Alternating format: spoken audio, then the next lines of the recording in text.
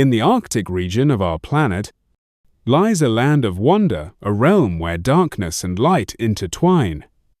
Here, extraordinary creatures have evolved to thrive under extreme conditions. Despite the harsh, frigid winters, life flourishes during brief, cool summers. This fragile ecosystem has become one of the most fascinating places on Earth. Due to Earth's tilted axis, the Arctic receives continuous sunlight in summer and almost none in winter. As days grow longer without end, we witness the midnight sun, when daylight never fades.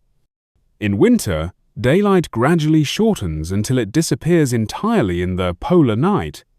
Yet even in that darkness, light emerges the aurora borealis, a celestial dance of northern lights. Auroras, vivid light displays in the night sky, can only be seen near the North Pole. Ancient people believed they were dancing spirits or the breath of dragons. Today, science reveals they occur when charged particles from the sun collide with Earth's atmosphere. This phenomenon also happens at the South Pole, where it's known as the Southern Lights. Any place within the Arctic Circle, roughly 66 degrees north, experiences at least one day where the sun doesn't rise or doesn't set. The Arctic is mostly ocean, surrounded by land from Canada, the US, Russia, Norway, Finland, Sweden, Iceland, and Greenland.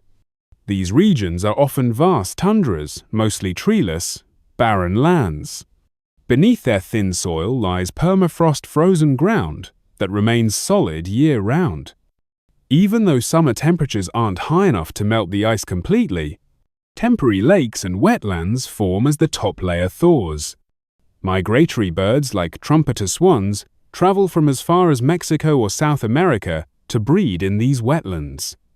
Once nearly extinct in the early 20th century, they've recovered thanks to a surviving population in Alaska.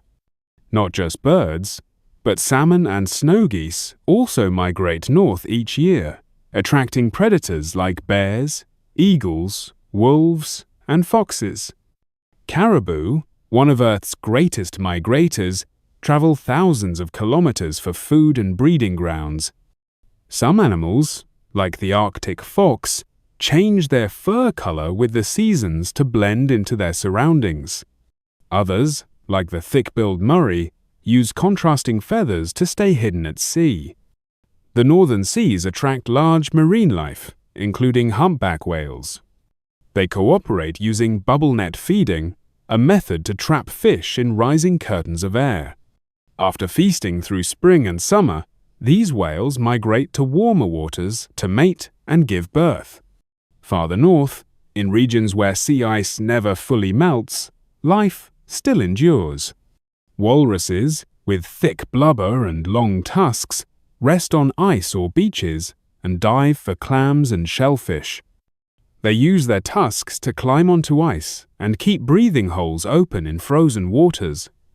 These tusks also serve as defense against predators like killer whales and polar bears. In this harsh Arctic realm, polar bears rely more on meat than any other land mammal. They wait by breathing holes in the ice, ambushing seals as they surface.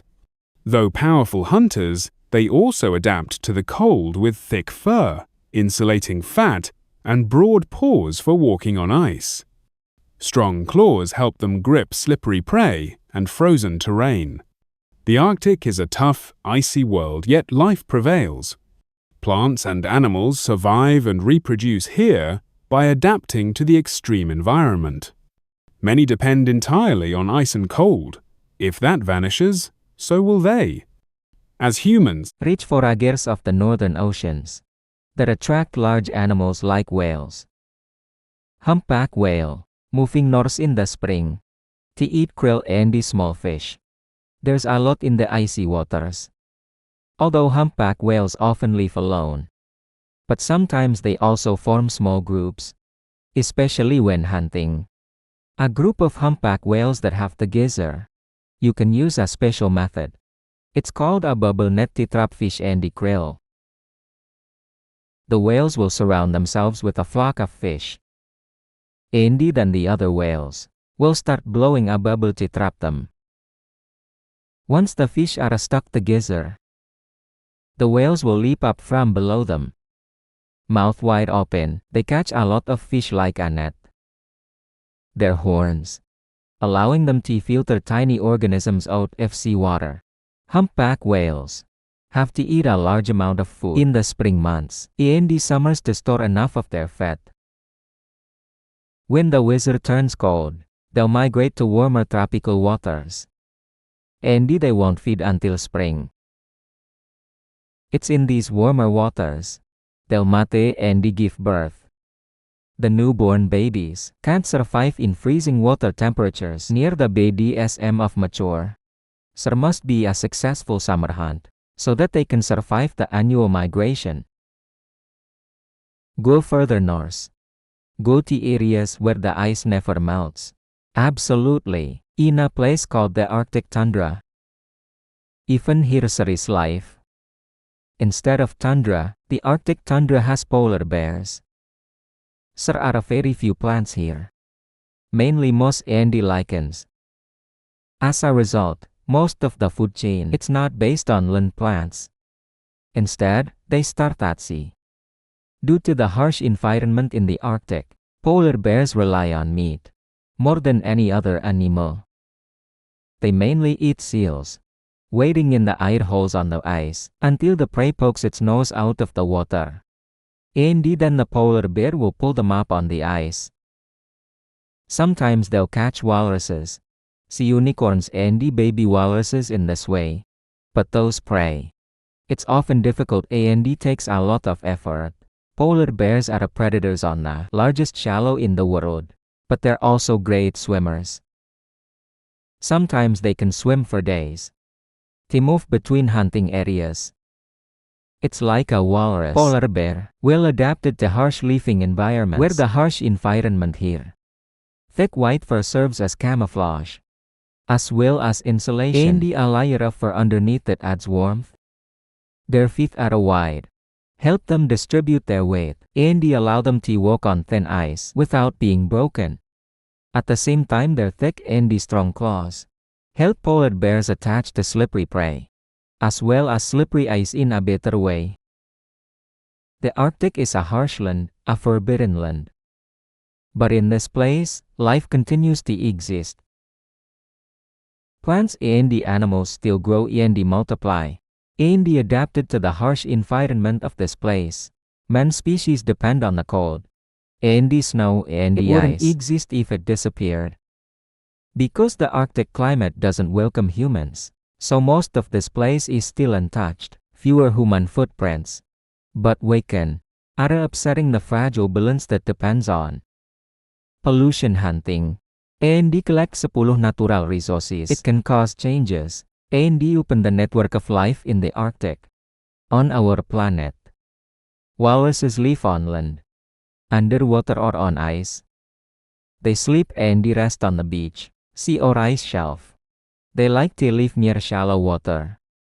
Walruses don't have the ability to dive as deep as their relatives seal, but they can still dive to the bottom of the sea to find their favorite food is clams, krill and oysters, buddy and oyster. They can look very strange, but the hippocampus can adapt well with their icy habitats. Their wrinkled skin can be up to 4 inches thick. And the fat underneath the abdomen can be up to 6 inches thick. And its use is the same. Allows the hippocampus to stay in the frozen waters of the Arctic. Thick skin and thick hair contributes to the enormous size of the hippocampus. An adult mala can weigh up to 900 kilogram. And some of them even weigh twice that. However, the most recognizable feature is their tusks. Both male and female walruses have tusks. Dentures are enlarged teeth that can be up to a meter long. Walrus using your tusks as a tool to cling to the ice and help them pull themselves out of the water and climb up the ice. They also use ration to clear my breathing holes when there's too much ice on the surface of the water. Lustration provides some defensive capabilities against the walrus hunters, like a whale assassins and polar bears.